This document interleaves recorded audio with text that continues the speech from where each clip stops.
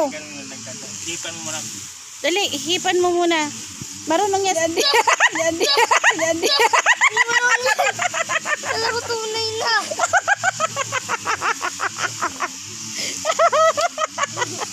It's a prank.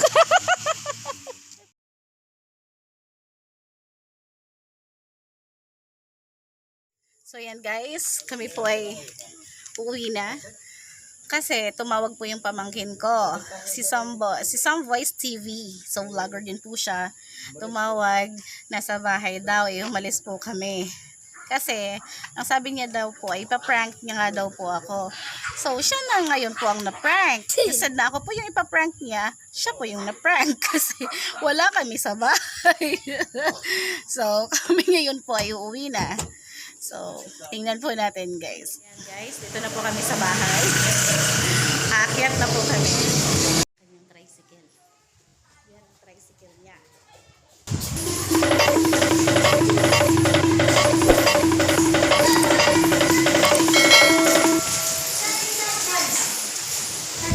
Wala ka!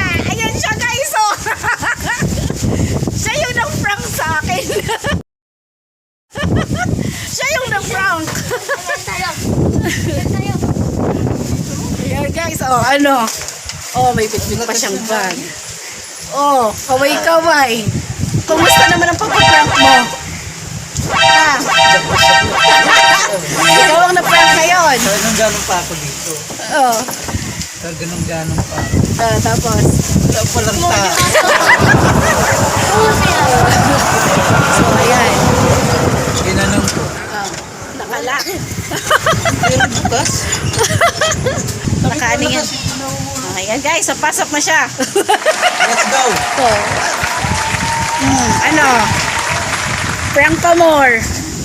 Prank pa more. Ikaw na prank ngayon.